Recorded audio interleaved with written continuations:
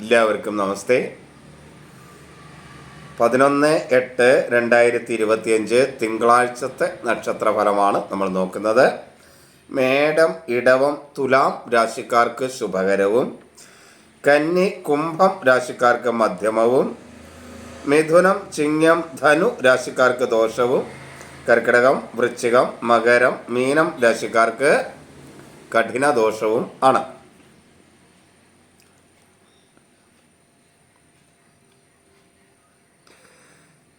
ഇനി നമുക്ക് പ്രത്യേകിച്ച് കമൻറ്റുകളൊന്നുമില്ല, ഇതുകൊണ്ട് നമുക്കിനി വീഡിയോയിലേക്ക് കിടക്കാം. അതിനുമുമ്പ് ഒരു കാര്യം, ഇത് നിങ്ങൾക്ക് തുടർച്ചയായി കിട്ടണമെന്നുണ്ടെങ്കിൽ നിങ്ങൾ ഇതിലെന്തെങ്കിലും കമൻറ്റ് ചെയ്യുകയോ ലൈക്ക് ചെയ്യുകയോ ഒക്കെ ചെയ്യണം. അങ്ങനെ ചെയ്യാതെ നിങ്ങൾക്ക് വീഡിയോ കിട്ടുന്നില്ല എന്ന് പറഞ്ഞിട്ട് ഒരു കാര്യമില്ല. അതല്ലെങ്കിൽ നിങ്ങൾ എൻ്റെ ചാനലിൽ കയറി എല്ലാ ദിവസവും നോക്കണം. അത് പല പ്രാവശ്യം ഞാനിങ്ങനെ പല വീഡിയോയിലൂടെയും പറഞ്ഞിട്ടുണ്ട്. പക്ഷേ ചാനലിൽ കിട്ടുന്നില്ല, നിങ്ങൾ വീഡിയോ കിട്ടുന്നില്ല എന്ന് പറഞ്ഞ് എന്നെ വിളിച്ചിട്ട് ഒരു കാര്യമില്ല. ഇന്നും അങ്ങനെ ഒരു വിളി വന്നതുകൊണ്ടാണ് ഞാൻ വീണ്ടും ഇതിങ്ങനെ പറയുന്നത് എന്ന് മനസ്സിലാക്കണം. അങ്ങനെ വരാതിരിക്കാൻ ശ്രമിക്കുക. നിങ്ങൾ കമൻറ്റ് ചെയ്യുക, ഷെയർ ചെയ്യുക, ലൈക്ക് ചെയ്യുകയൊക്കെ ചെയ്യുക. നിങ്ങളുടെ കമൻറ്റുകൾ വളരെ പ്രധാനപ്പെട്ടതാണ് ഓരോ കാര്യത്തിലും. എല്ലാവരുടെയും കമൻറ്റ് ഞാൻ പ്രത്യേകം ശ്രദ്ധിക്കുന്നുണ്ട്.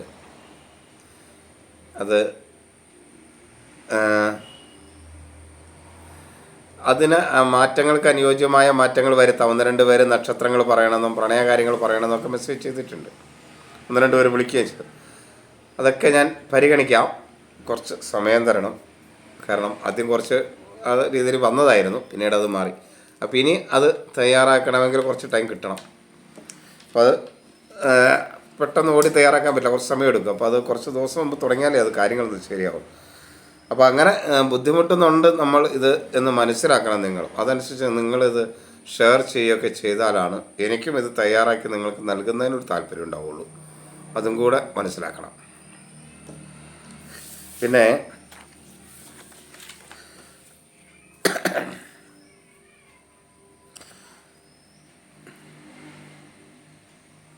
ഇതാണ് ഇതിനകത്ത് എനിക്കൊന്ന് നിങ്ങൾ പറയാനുള്ള. പ്രത്യേകിച്ച് കമൻറ്റുകളൊന്നും കാര്യമായിട്ട് വന്നതായിട്ട് എനിക്ക് തോന്നുന്നില്ല. പിന്നെ ഒരു കമൻറ്റ് പ്രധാനപ്പെട്ടതാണ്. മനുഷ്യർക്ക് മാത്രമാണ് ബുദ്ധിയുള്ളത് എന്ന് പറഞ്ഞു. മൃഗങ്ങൾക്കും ജീവികൾക്കും എല്ലാ ജീവികൾക്കും ബുദ്ധിയുണ്ട്, ഒന്നിനും ബുദ്ധിയില്ല എന്ന് പറഞ്ഞിട്ടില്ല. ദേവീ മഹാത്മ്യത്തിന് വകുത്ത് വളരെ കൃത്യമായി പറഞ്ഞിട്ടുണ്ട്. മനുഷ്യർക്ക് മാത്രമല്ല സർവ്വ ജീവജാലങ്ങൾക്കും ബുദ്ധിയുണ്ട്. അതിൻ്റെ കാരണങ്ങളും പറഞ്ഞിട്ടുണ്ട്. പക്ഷേ പരിഹാര കർമ്മങ്ങൾ പലപ്പോഴും മനുഷ്യർക്കാണ് ബോധപൂർവം ചിന്തിക്കാൻ കഴിയുക. ഇപ്പോൾ ചെടിക്ക് ബുദ്ധിയുണ്ട്. അവർക്ക് പ്രകൃതിക്ഷോഭങ്ങളൊക്കെ വരുന്നത് നമ്മളെക്കാൾ മുമ്പേ തിരിച്ചറിയാനായിട്ട് കഴിയും. അവയുടെ ഇലകൾ കൂമ്പുക, അങ്ങനെയുള്ള ചില ലക്ഷണങ്ങളൊക്കെ പ്രകൃതിക്ഷോഭങ്ങൾ അവർ കാണിക്കും. പക്ഷെ അവർക്ക് ആ ലക്ഷണങ്ങൾ കാണിക്കാനേ കഴിയും, അവിടെ നിന്ന് മാറിപ്പോകാൻ കഴിയില്ല. മനുഷ്യരെ സംബന്ധിച്ചിടത്തോളം അവിടെ നിന്ന് മാറിപ്പോകാൻ കഴിയും. മൃഗങ്ങളെ സംബന്ധിച്ചിടത്തോളം ഒരു പരിധിവരെ അവരവിടെ നിന്ന് ഓടി രക്ഷപ്പെടും. മനുഷ്യർ കുറച്ചുകൂടെ ബുദ്ധിപൂർവമായി അവിടെ തന്നെ നിന്ന് രക്ഷപ്പെടാമോ എന്നും കൂടെ ആലോചിക്കാനുള്ള ഒരു ബുദ്ധി കൂടെ അവർക്കുണ്ട്. അപ്പോൾ ഇങ്ങനെ പല രീതിയിലുള്ള ബുദ്ധികളാണ് നമുക്കുള്ളത്. അപ്പോൾ ഞാൻ എൻ്റേതായ അർത്ഥത്തിൽ ഈ ജ്യോതിഷ സംബന്ധമായ കാര്യങ്ങളൊക്കെ പറയുമ്പോൾ, ജ്യോതിഷ സംബന്ധമായ കാര്യങ്ങളൊക്കെ കേൾക്കാൻ ഇപ്പം ഞാൻ പറയുന്നത് മനസ്സിലാക്കാൻ സസ്യജാതികൾക്കോ അല്ലെങ്കിൽ മൃഗങ്ങൾക്കോ കഴിയുന്നുണ്ടോ എന്ന് എനിക്കറിയില്ല. ഞാനിത് പറയുന്നത് മനുഷ്യർക്ക് വേണ്ടിയാണ്. അതുകൊണ്ടാണ് മനുഷ്യർക്ക് വിശേഷ ബുദ്ധിയുണ്ട് എന്ന് ഞാൻ പ്രത്യേകം പറയുന്നത്. ഞാൻ അതുദ്ദേശിച്ച് അങ്ങനെയുള്ളവരെ ഉദ്ദേശിച്ച് മാത്രമാണ് പറയുന്നത് എന്ന് മനസ്സിലാക്കുക. ഇതിനകത്ത് മൃഗങ്ങളെ ഞാൻ ഉദ്ദേശിക്കുന്നില്ല. അവർക്കൊക്കെ ബുദ്ധിയുണ്ട്. അവരെയൊക്കെ വളരെ രീതിയിൽ ആദരിക്കുന്നയാളും കൂടെയാണ് എന്ന് പറഞ്ഞാൽ ഏത് ജീവികളെയും പരമാവധി ഒരു പുഴുവിനെ പോലും ഞാൻ കൊല്ലാൻ ശ്രമിക്കാറില്ല. അതിനെ വരെ പറ്റുമെങ്കിൽ ഒരു ഇലയിലെടുത്ത് മാറ്റി എവിടെയെങ്കിലും കൊണ്ടുവന്ന് വയ്ക്കാറേ ഉള്ളൂ. അതിനെപ്പോലും കൊല്ലാൻ എൻ്റെ മനസ്സ് എന്നെ അനുവദിക്കാറില്ല. അങ്ങനെയാണ് ചെയ്യാറ്. ഞാൻ മാത്രമല്ല, എൻ്റെ കുടുംബത്തിലുള്ളവരും പരമാവധി അങ്ങനെ ചെയ്യണം എന്നാണ്. പക്ഷേ നമ്മുടെ സാഹചര്യങ്ങളിൽ ചിലപ്പോൾ ചില ഹത്യകളൊക്കെ ചെയ്യേണ്ടി വരാം. അത് നിർഭാഗ്യവശം എന്നേ ഉള്ളൂ. നമ്മൾ മനസ്സറിഞ്ഞുകൊണ്ട് ഇതൊന്നും ചെയ്യാതിരിക്കാനായിട്ട് പരമാവധി ഞാൻ ശ്രമിക്കാറുണ്ട്. എല്ലാ ജീവികളോടും ഒരേപോലെ ആദരവുണ്ട്. നമ്മളെക്കാൾ ബുദ്ധി കൂടിയവരാണ് നമ്മുടെ ചുറ്റുപാടുമുള്ള ജീവികൾ എന്നുപോലെ ഓർക്കേണ്ടതുണ്ട് പല കാര്യങ്ങളിലും. പക്ഷേ ഈ ജ്യോതിഷ സംബന്ധമായ കാര്യങ്ങൾ മനസ്സിലാക്കാനും അത് ഉൾക്കൊള്ളാനും നമുക്ക് വിശേഷ ബുദ്ധിയുണ്ട് എന്നുള്ളതാണ് ആ വിശേഷ ബുദ്ധിയിൽ ഞാൻ ഉദ്ദേശിച്ചത് എന്ന് മനസ്സിലാക്കുക. കമൻറ്റിന് വളരെ നന്ദി. ഇതേപോലുള്ള കമൻറ്റുകളൊക്കെ ഞാൻ ധാരാളം പ്രതീക്ഷിക്കുന്നു. ഇതൊക്കെ നമ്മുടെ ആശയങ്ങളെ വിപുലപ്പെടുത്തുകയും ഒക്കെ ചെയ്യുന്നതാണ്. നമ്മുടെ ആശയങ്ങളെ വിപുലപ്പെടുത്തുകയും ചെയ്യുന്നതാണ്. ഇപ്പോൾ ഞാൻ പറഞ്ഞില്ലേ എൻ്റെ ഇപ്പോൾ ഞാനിതിങ്ങനെ പറയാനുള്ള ഒരു പുഴുവിനെ പോലും കൊല്ലാതിരിക്കണമേ എന്ന് വിചാരിച്ചാണ് ഓരോ ദിവസവും ഞാൻ ആരംഭിക്കുന്നത് എന്ന് പറയാൻ എനിക്ക് തോന്നിയത് ഈ കമൻറ്റ് കണ്ടിട്ടാണ്. ഇതിപ്പോൾ കേൾക്കുന്ന ചില ആളുകളെങ്കിലും ചിലപ്പോൾ അടുത്ത ദിവസം മുതൽ അങ്ങനെ ചിന്തിക്കുന്നുവെങ്കിൽ, അല്ലെങ്കിൽ മനഃപൂർവ്വം അവരെ ഉപദ്രവിക്കാതിരിക്കാൻ ശ്രദ്ധിക്കുന്നുവെങ്കിൽ അത് ആ കമൻറ്റ് കൊണ്ടുണ്ടാകുന്ന ഒരു ഫലസിദ്ധിയാണ്. അദ്ദേഹം ഇട്ട ആ കമൻറ്റ് കൊണ്ടുണ്ടാകുന്നൊരു ഫലസിദ്ധിയാണ്. ഞാനിതിങ്ങനെ പറയുന്നു, ഇത് മറ്റൊരാളുടെ മനസ്സിലേക്ക് വരുന്നു, അവർ അത് കേട്ട് മനസ്സിലാക്കി അവർക്കും ഇങ്ങനെ ഒരു ചിന്ത, ഒന്നിനെയും ഉപദ്രവിക്കാൻ കഴിയാതിരിക്കണമേ എന്ന ഒരു ചിന്ത വന്നുവെങ്കിൽ അത് ആ കമൻറ്റിൻ്റെ ഫലസിദ്ധിയാണ്. അതുകൊണ്ട് ആ കമൻ്റ് ഇട്ട ആളെ അതേപോലെ ആദരിക്കുന്നു. അങ്ങനെയുള്ള കമൻറ്റുകൾ ധാരാളം നമുക്ക് പ്രതീക്ഷിക്കാം. പിന്നെ ഇതിൻ്റെ മേന്മകൾക്ക് വേണ്ടിയുള്ള കമൻറ്റുകളും പ്രതീക്ഷിക്കാം. അപ്പോൾ ഇനി നമുക്ക് വീഡിയോയിലേക്ക് വരാം. വിശദമായിട്ടുള്ള വീഡിയോയിലേക്ക് വരാം. എല്ലാവരും കമൻറ്റ് ചെയ്യുക, ലൈക്ക് ചെയ്യും, ഷെയർ ചെയ്യുകയൊക്കെ ചെയ്യുക കേട്ടോ. മേടം കൂറുകാരുടെ ഫലമാണ് അശ്വതി, ഭരണി, കാർത്തിക ആദ്യ കാൽഭാഗം. മേടക്കൂറുകാരെ സംബന്ധിച്ചിടത്തോളം ഏഴരശനിയുള്ള കാലഘട്ടമാണ്. കേതു 5-ൽ 3-ൽ വ്യാഴം ഒക്കെ സഞ്ചരിക്കുന്നതാണ്. കുറച്ച് അമിതമായ ചിലവൊക്കെ വരാൻ സാഹചര്യമുള്ള കാലഘട്ടത്തിലൂടെ കടന്നു പോകുന്നവരാണ് മേടക്കൂറുകാർ. നമ്മൾ മനസ്സിലാക്കണം. അവരെ സംബന്ധിച്ചിടത്തോളം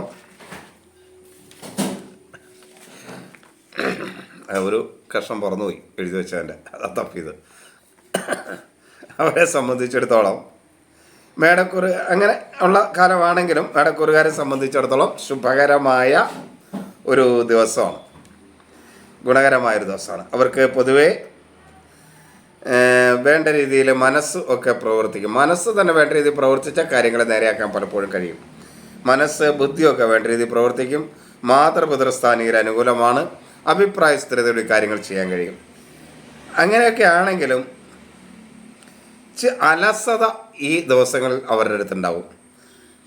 അലസത എന്ന് മാത്രമല്ല, ഒരു കാര്യം ചെയ്യണമെന്ന് ഒരാത്മവിശ്വാസക്കുറവും അവർക്ക് അനുഭവപ്പെടും ചെയ്യുന്ന കാര്യത്തിൽ. പിത്തരോഗങ്ങൾ, ഉഷ്ണരോഗങ്ങൾ, പ്രതിരോധ ശക്തി കുറവ് ഒക്കെ ഇവരെ ബാധിക്കും. പൊള്ളൽ ഉണ്ടാകാതിരിക്കാൻ പ്രത്യേകം ശ്രദ്ധിക്കണം. മാതൃസ്ഥാനീയർ അനുകൂലമാണ്. പിതൃസ്ഥാനീയർ ഗുണദോഷ സമ്മിശ്രമായിരിക്കും. അഭിപ്രായ സ്ഥിരതയോടുകൂടി ചില കാര്യങ്ങളൊക്കെ ചെയ്യാൻ ഇവർക്ക് കഴിയും. സഹോദര സ്ഥാനീയർ അനുകൂലമാണ്. ശത്രുക്കൾ മൂലമുള്ള ദോഷമൊക്കെ കുറയുന്ന സമയമാണ്. കടബാധ്യതയൊക്കെ കുറച്ചു കൊണ്ടുവരാൻ കഴിയും.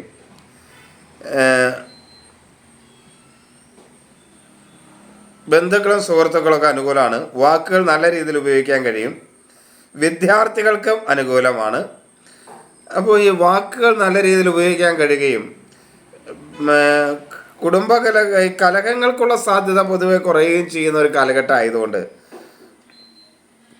ഇവരെ സംബന്ധിച്ചിടത്തോളം പുതിയ ബന്ധങ്ങൾ, സുഹൃബന്ധങ്ങളൊക്കെ സൃഷ്ടിക്കാൻ അനുകൂലമായ കാലം.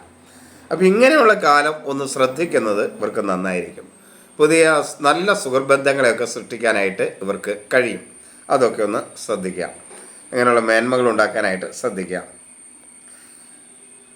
ധനപരമായ ചെറിയ നഷ്ടങ്ങൾ, അമിതമായ ചിലവ് ഒക്കെ വരുന്ന ഒരു ദിവസമായിരിക്കും. അത് ശ്രദ്ധിക്കണം. തൊഴിൽ രംഗത്ത് അത്ര മേന്മയൊന്നുമില്ല. തൊഴിലാളികളിൽ നിന്ന് പ്രത്യേകിച്ച് ചില പ്രയാസങ്ങളൊക്കെ ഉണ്ടാകും. മേലുദ്യോഗസ്ഥരിൽ നിന്നും അനുകൂലമല്ലാത്ത സ്ഥിതി ഉണ്ടാവും. അപ്പം എങ്ങനെ പറയുമ്പോൾ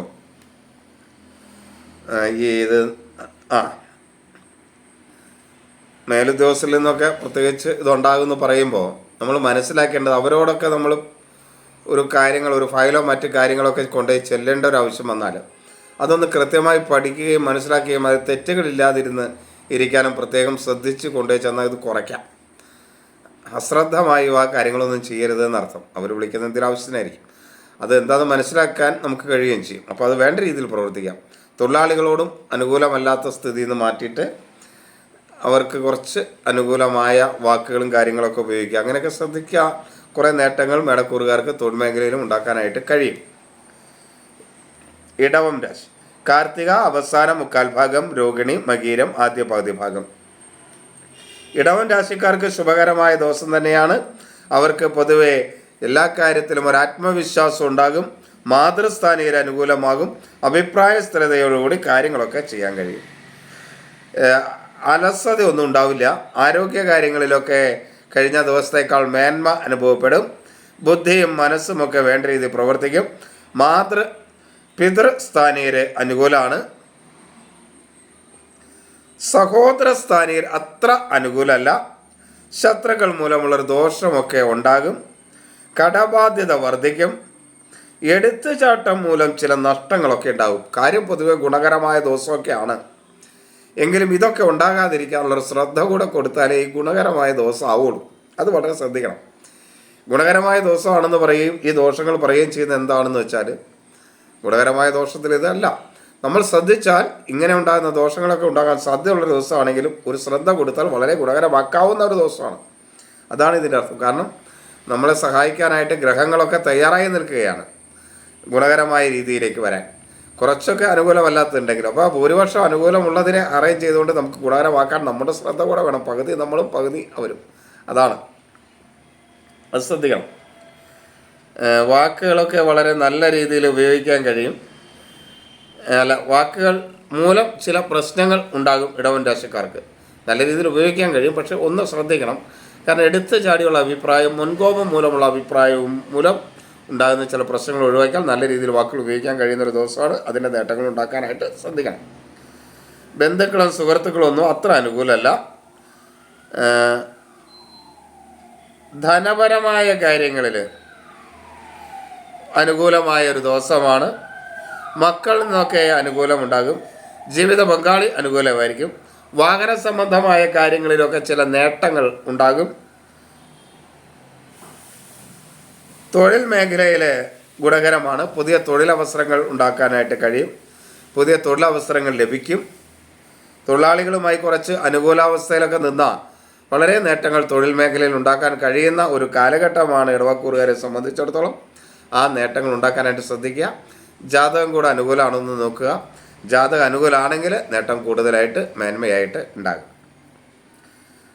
ഒരു കാരണവശാലും ലഹരി പദാർത്ഥങ്ങൾ ഉപയോഗിക്കാതിരിക്കാനായിട്ട് പ്രത്യേകം ഇടവക്കൂറുകാർ ശ്രദ്ധിക്കണം.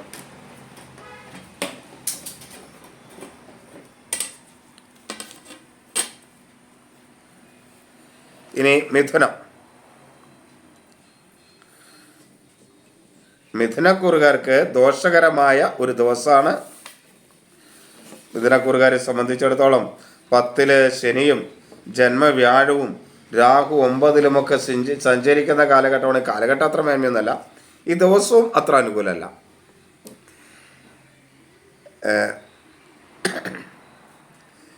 ഈ കാലഘട്ടം അത്ര മേന്മയല്ല എന്ന് വെച്ച് കുറച്ച് 1-2 മാസങ്ങൾ കഴിയുമ്പോൾ അത് മേന്മയാവില്ല എന്നർത്ഥമൊന്നും ഇല്ല കേട്ടോ. ഞാൻ പറയുന്നത് ഇപ്പോൾ അനുകൂലമല്ല എന്നുള്ള അർത്ഥത്തിലാണ് പറയുന്നത് കേട്ടോ.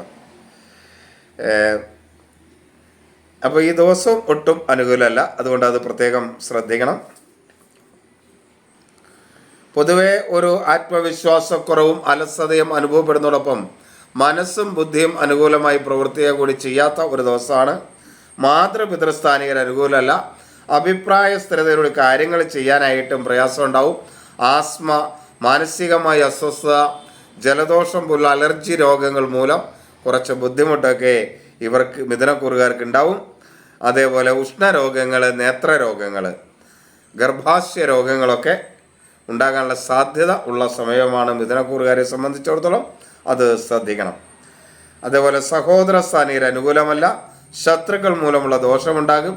കടബാധ്യത വർദ്ധിക്കും. മറ്റുള്ളവരുമായി ചില കലഹങ്ങളുമൊക്കെ ഉണ്ടാകാനുള്ള സാധ്യതയുണ്ടെങ്കിലും വാക്കുകൾ നല്ല രീതിയിൽ ഉപയോഗിക്കാൻ കഴിയുന്നതുകൊണ്ട് കലഹസാധ്യതകളെയൊക്കെ ഒന്ന് ശ്രദ്ധിച്ചാൽ വളരെ കുറച്ച് കൊണ്ടുവരാനായിട്ട് ഈ ദിവസം കഴിയും. ബന്ധുക്കളും സുഹൃത്തുക്കളും അനുകൂലമാണ്. വിദ്യാർത്ഥികൾക്ക് അനുകൂലമാണ്. വാക്കുകൾ നല്ല രീതിയിൽ ഉപയോഗിക്കാൻ കഴിയും. ധനപരമായ ചില നഷ്ടങ്ങൾ ഉണ്ടാകും, എങ്കിലും ശ്രദ്ധിച്ചാൽ ആ നഷ്ടങ്ങളുടെ അളവ് കുറയ്ക്കാൻ കഴിയും. ജീവിത പങ്കാളിയുടെ സഹകരണം പല കാര്യങ്ങളിലും ലഭിക്കും. അതും ഈ തൊഴിൽ മേഖലയിൽ ഉണ്ടാകുന്ന അല്ലെങ്കിൽ ധനപരമായി ഉണ്ടാകുന്ന നഷ്ടത്തെ നികത്താനായിട്ട് ഒരു പരിധി വരെ സഹായിക്കും. തൊഴിൽ മേഖല അത്ര മേന്മയുള്ളതൊന്നുമല്ല. തൊഴിലാളികളും സഹപ്രവർത്തകരും മേലുദ്യോഗസ്ഥരും അനുകൂലമല്ല. അതൊന്ന് ശ്രദ്ധിച്ച് മുന്നോട്ട് നീങ്ങിയാൽ ദോഷങ്ങളെയൊക്കെ ഒന്ന് കുറയ്ക്കാനും കഴിയും. ഇനി കർക്കിടകം കഠിന ദോഷമാണ്. 12 വ്യാഴം, 8 രാഹു, 9 ശനി, 2 കേതു ഒക്കെയാണ്. ഇപ്പോൾ കുറച്ച് നാളത്തെ കുറച്ച് അനുകൂലമല്ല. ഈ ദിവസം ഒട്ടും അനുകൂലമല്ല. ആത്മവിശ്വാസക്കുറവും അലസതയും ഒക്കെ ഉണ്ടാകും. മനസ്സിന് ഒരു സ്വസ്ഥത കിട്ടില്ല. ആവശ്യമില്ലാത്ത കാര്യങ്ങൾ ചിന്തിച്ച് മനസ്സ് അസ്വസ്ഥമാകുന്ന ഒരു സമയമാണ്. ആസ്മ, മാനസികമായ അസ്വസ്ഥത, ഗർഭാശയ രോഗങ്ങളൊക്കെ ഉള്ളവർ പ്രത്യേകം ശ്രദ്ധിക്കണം. വൃക്കരോഗമുള്ളവരും ശ്രദ്ധിക്കണം. സഹോദര സ്ഥാനീയർക്ക് അനുകൂലമാണ്. ശത്രുക്കൾ മൂലമുള്ള ദോഷം കുറയും. കടബാധ്യത കുറച്ചു കൊണ്ടുവരാനായിട്ട് ശ്രദ്ധിച്ചാൽ കഴിയും. ബന്ധുക്കളും സുഹൃത്തുക്കളും ഒക്കെ അനുകൂലമാണ്.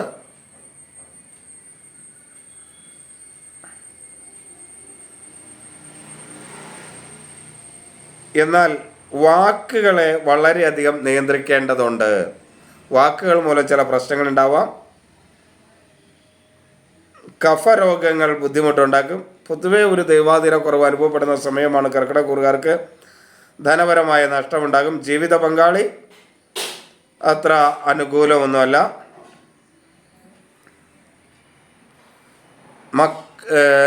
മക്കളും അത്ര അനുകൂലമല്ല. അതുകൊണ്ട് കുടുംബത്തിലൊരു സ്വസ്ഥത കുറവുണ്ടാവാനുള്ള സാധ്യത കർക്കിടകക്കൂറുകാർക്ക് ഈ ദിവസമുണ്ട്. തൊഴിൽ മേഖലയിൽ സഹപ്രവർത്തകരിൽ നിന്ന് മനോവിഷമം ഉണ്ടാവും. ഒരു കാരണവശാലും ലഹരി പദാർത്ഥങ്ങൾ ഉപയോഗിക്കരുത്. ചിങ്ങം മകം, പൂരം, ഉത്രം ആദ്യ കാൽഭാഗം 8 ശനിയാണ്, ജന്മകേതുവാണ്. ചിങ്ങൻ രാശിക്കാർക്ക് ദോഷകരമാണ്. എങ്കിലും മനസ്സ് അനുകൂലമാണ്.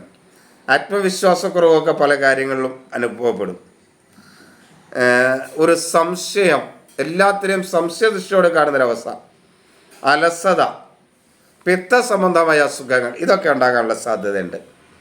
എന്നാൽ ബുദ്ധിപൂർവമായി കാര്യങ്ങൾ ചെയ്യും. മനസ്സിൻ്റെ ബലം പല കാര്യങ്ങളിലും അനുകൂലമാക്കാൻ സഹായിക്കും.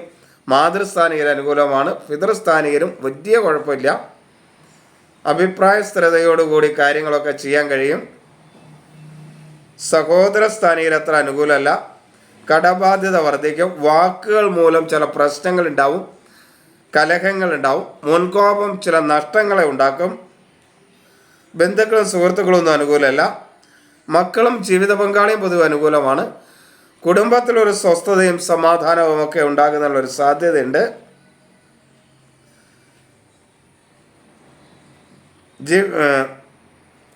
തൊഴിൽ രംഗത്ത്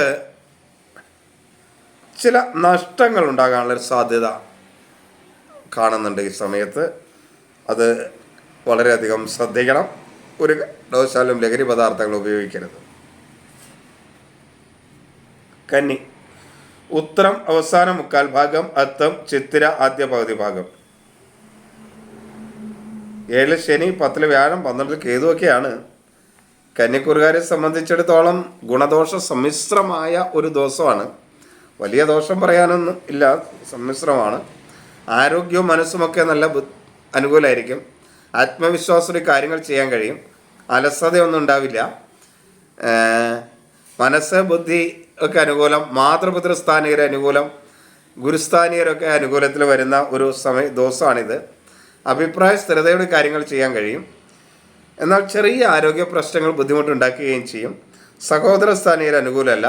ശത്രുക്കൾ മൂലമുള്ള ദോഷം, കടബാധ്യത ഒക്കെ ഉണ്ടാവും.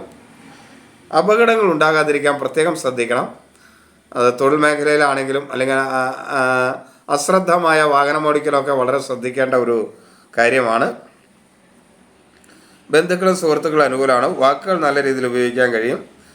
ധനപരമായ ചില നഷ്ടങ്ങളുണ്ടാവും. ജീവിത പങ്കാളി മക്കളുമൊക്കെ ആയിട്ട് അഭിപ്രായ വ്യത്യാസത്തിന് സാധ്യതയുള്ളൊരു ദിവസമായതുകൊണ്ട് അത് ശ്രദ്ധിക്കണം. പ്രത്യേകിച്ച് സാമ്പത്തികമായ കാര്യങ്ങളിൽ വേണ്ടപ്പെട്ടവരുമായൊരു അഭിപ്രായ വ്യത്യാസം ഉണ്ടാകുന്ന സാഹചര്യം ഇതിൽ കാണുന്നുണ്ട്. തൊഴിൽ മേഖല അത്ര മേന്മയുള്ളതല്ല. മേ സഹപ്രവർത്തകരിൽ നിന്ന് അല്പം പ്രയാസം അനുഭവിക്കും. ഇനി തുലാം രാശി. തുലാം രാശിക്ക് ശുഭകരമായ ദിവസമാണ്. ചിത്തിര അവസാന പകുതി ഭാഗം, ചോതി വിശാഖം ആദ്യ മുക്കാൽ ഭാഗം.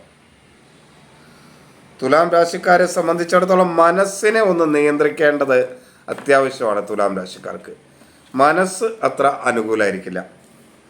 മനസ്സിൻ്റെ പ്രവൃത്തി മൂലം ചില ദോഷങ്ങളുണ്ടാവും. എങ്കിലും പൊതുവെ ആത്മവിശ്വാസത്തിൽ കാര്യങ്ങൾ ചെയ്യും.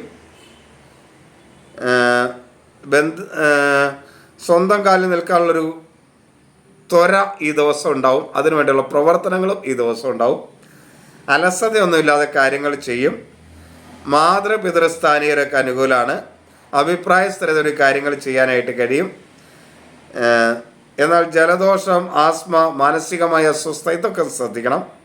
സഹോദര സ്ഥാനീയർ അനുകൂലമല്ല. കടബാധ്യത വർദ്ധിക്കും. മറ്റുള്ളവരുമായി കലഹമുണ്ടാകും. എന്നാലും വാക്കുകൾ നല്ല രീതിയിൽ ഉപയോഗിക്കാൻ കഴിയും. ബന്ധുക്കളും സുഹൃത്തുക്കളും അനുകൂലമാണ്. നല്ല സുഹൃബന്ധങ്ങളൊക്കെ സൃഷ്ടിച്ചെടുക്കാൻ കഴിയുന്ന ഒരു കാലഘട്ടമാണ്. ഒന്ന് ശ്രദ്ധിക്കുക. ജീവിത പങ്കാളി മക്കളുമൊക്കെ അനുകൂലമാണ്. സാമ്പത്തികമായ നേട്ടങ്ങളുണ്ടാവും. കുടുംബത്തിൽ സ്വസ്ഥതയുണ്ടാവും. വാഹന നേട്ടങ്ങളൊക്കെ ഉണ്ടാകാം. തൊഴിൽ രംഗത്ത് പുതിയ അവസരങ്ങൾ സൃഷ്ടിക്കപ്പെടും. പുതിയ തൊഴിലവസരങ്ങൾ ലഭിക്കുകയും ചെയ്യും. തൊഴിൽ രംഗത്ത് വികസന പ്രവർത്തനങ്ങളൊക്കെ നടത്താൻ കഴിയും. അങ്ങനെ തൊഴിൽ മേഖല മേന്മ ഉണ്ടാക്കാൻ കഴിയുന്ന ഒരു കാലഘട്ടമാണ് തുലാക്കൂറുകാർക്ക്. അത് ഉണ്ടാകുന്നില്ലെങ്കിൽ ജാതകം കൂടെ പരിശോധിച്ച് പ്രത്യേകിച്ച് വേണ്ടത് എന്താണെന്ന് വെച്ചാൽ ചെയ്യുക.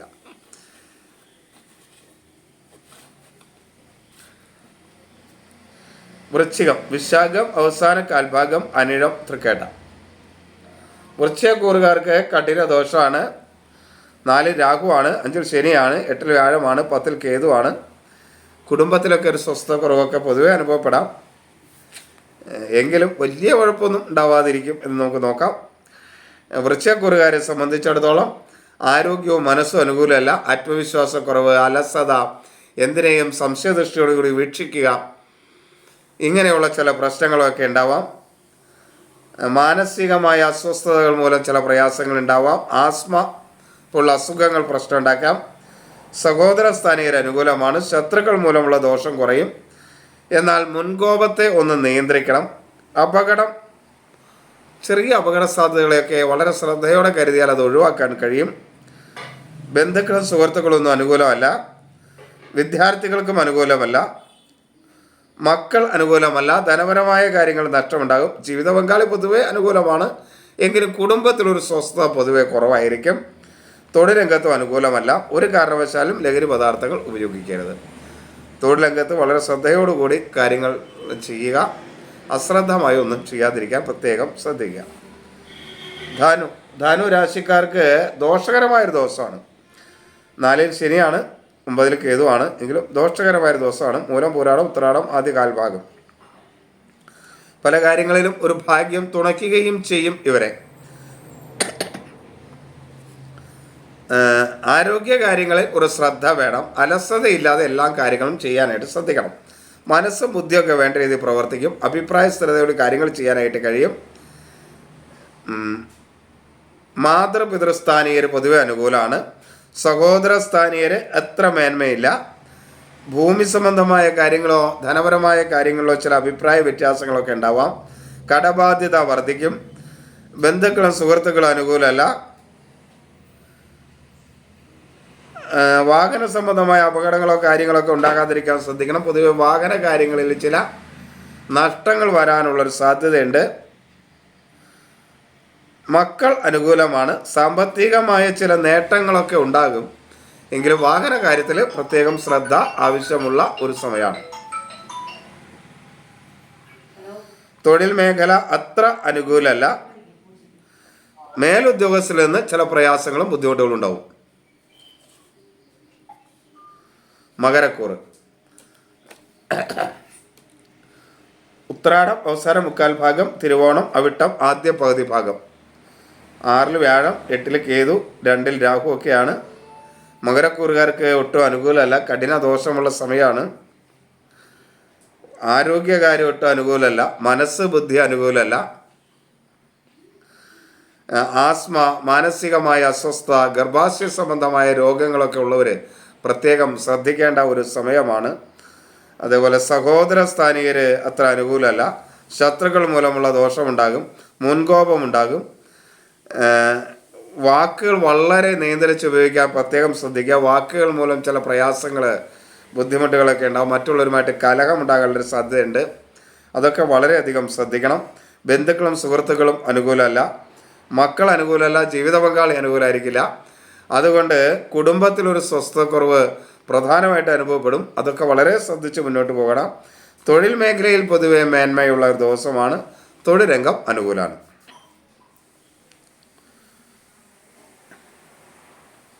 കുംഭം, ഗുണദോഷ സമ്മിശ്രമായ ഒരു ദിവസമാണ് കുംഭം. പൊതുവെ ദൈവാധീനം, ഭാഗ്യം ഒക്കെ ഉള്ള സമയമാണ്. അവിട്ടം അവസാന പകുതി ഭാഗം, ചതയം, പൂരുരുട്ടാതി ആദ്യ മുക്കാൽ ഭാഗം. ഈ ഭാഗ്യമൊക്കെ ഉണ്ടെങ്കിൽ പോലും ഗുണദോഷ സമ്മിശ്രമായിരിക്കും എന്ന് ആലോചിക്കണം. മനസ്സ്, ബുദ്ധിയൊക്കെ വേണ്ട രീതിയിൽ പ്രവർത്തിക്കും. അഭിപ്രായ സ്ഥിരതയോടെ കാര്യങ്ങൾ ചെയ്യാനായിട്ട് കഴിയും. എന്നാൽ അലസത ഒഴിവാക്കാനായിട്ട് പ്രത്യേകം ശ്രദ്ധിക്കണം. ആരോഗ്യ കാര്യങ്ങളിലും ഒരു ശ്രദ്ധ വേണം. സഹോദര സ്ഥാനീയർ അത്ര അനുകൂലമല്ല. ശത്രുക്കൾ മൂലമുള്ള ദോഷമുണ്ടാകും. വാക്കുകൾ വളരെ നിയന്ത്രിച്ച് ഉപയോഗിക്കണം, അല്ലെങ്കിൽ അതുമൂലം വളരെ പ്രശ്നങ്ങൾ ഉണ്ടാകാനുള്ളൊരു സാധ്യതയുണ്ട്. മുൻകോപമൊക്കെ നിയന്ത്രിക്കണം. ബന്ധുക്കളും സുഹൃത്തുക്കളും അനുകൂലമല്ല. മക്കൾ പൊതുവെ അനുകൂലമാണ്. ജീവിത പങ്കാളി അനുകൂലമാണ്. ധനപരമായ കാര്യങ്ങളിലൊക്കെ നേട്ടമുണ്ടാകും. കുടുംബത്തിലൊരു സ്വസ്ഥയും സമാധാനവും ഒക്കെ ലഭിക്കും. എന്നാൽ തൊഴിൽ രംഗത്ത് മനസ്സിന് വളരെ പ്രയാസകരമായ അവസ്ഥയുണ്ടായിരിക്കും. ഒരു കാരണവശാലും ലഹരി പദാർത്ഥങ്ങൾ ഉപയോഗിക്കരുത്. അത് പ്രത്യേകം ശ്രദ്ധിക്കണം. മീനം, പൂരുരുട്ടാതി അവസാന കാൽഭാഗം, ഉത്രട്ടാതി, രേവതി. 4 വ്യാഴം, ജന്മശനി, 12 രാഹു ഒക്കെ സഞ്ചരിക്കുന്ന ഒരു കാലഘട്ടമാണ്. അതുകൊണ്ട് അത്ര അനുകൂലമൊന്നുമല്ല, കഠിന ദോഷം തന്നെയാണ്. ഒരു ആത്മവിശ്വാസക്കുറവും അലസതയും ആരോഗ്യ പ്രശ്നങ്ങളുടെ കുറവും വാതപിത്ത രോഗങ്ങൾ മൂലമുള്ള പ്രയാസങ്ങളുമൊക്കെ മീനക്കൂറുകാർക്ക് ഉണ്ടാകുന്ന കാലഘട്ടമാണ്. മനസ്സ്, ബുദ്ധിയൊന്നും വേണ്ട രീതിയിൽ പ്രവർത്തിക്കില്ല. ആവശ്യമില്ലാത്ത കാര്യങ്ങൾ ചിന്തിച്ച് മനസ്സ് അസ്വസ്ഥമാക്കുന്ന ഒരു കാലഘട്ടമാണ്. ഒരു കാര്യത്തിലും ഒരു അഭിപ്രായ സ്ഥിരത ഉണ്ടാവില്ല. ഇപ്പോൾ പറഞ്ഞ അല്പം കഴിവ് പറയില്ല. അങ്ങനെ ഒരു സ്ഥിതി ഈ ദിവസം മീനക്കൂറുകാർക്ക് ഉണ്ടാവും. അതുകൊണ്ട് അത് പ്രത്യേകം ശ്രദ്ധിക്കുക. ആസ്മ, മാനസികമായ അസ്വസ്ഥത, ഉദരരോഗങ്ങളൊക്കെ ഉള്ളവർ ശ്രദ്ധിക്കണം. സഹോദര സ്ഥാനീയർ അനുകൂലമൊന്നുമല്ല. ശത്രുക്കളുമായ ദോഷമുണ്ടാകും. അതേപോലെ ഭൂമി സംബന്ധമായ കാര്യങ്ങളിലോ ധനപരമായ കാര്യങ്ങളിലോ സഹോദരരുമായിട്ടൊക്കെ അഭിപ്രായ വ്യത്യാസം ഉണ്ടാകാനുള്ള സാധ്യതയുണ്ട്. ബന്ധുക്കളും സുഹൃത്തുക്കളും അനുകൂലമല്ല. വിദ്യാർത്ഥികൾക്ക് അനുകൂലമല്ല. വാക്കുകൾ വളരെയധികം ശ്രദ്ധിക്കണം. വാക്കുകൾ മൂലം ചില കലഹങ്ങളൊക്കെ ഉണ്ടാവാൻ സാധ്യതയുണ്ട്. ജീവിത പങ്കാളി പൊതുവെ അനുകൂലമായിരിക്കും. വാഹന സംബന്ധമായ ചെറിയ നേട്ടങ്ങളൊക്കെ ചിലപ്പോൾ ഉണ്ടാകാനുള്ള ഒരു സാധ്യതയുണ്ട്. പൊതുവെ തൊഴിൽ മേഖലയിൽ അത്ര അനുകൂലമല്ല. മക്കളും ആയിട്ടും കലഹങ്ങൾ ഉണ്ടാവാതിരിക്കാൻ ശ്രദ്ധിക്കണം. ധനപരമായ നഷ്ടവും വരാം. തൊഴിൽ മേഖലയിൽ മേലുദ്യോഗസ്ഥരിൽ നിന്നുള്ള പ്രയാസങ്ങൾ ഉണ്ടാകും. ഇത് ഒരു പൊതുഫലമായി സ്വീകരിച്ച് നിങ്ങൾ സ്വീകരിക്കുക. ഇതാരുടെയും ജാതകഫലമല്ല. എങ്കിലും പൊതുവെ ഗുണം ചെയ്യാനായിട്ട് ഈ കാര്യങ്ങളൊക്കെ ശ്രദ്ധിച്ച് മുന്നോട്ട് പോയാൽ നിങ്ങളുടെ ആ ദിവസത്തെ ഒരു പരിധിവരെ അനുകൂലമാക്കാൻ കഴിയും. ദോഷങ്ങൾ വരാതിരിക്കാൻ ശ്രദ്ധിക്കുക.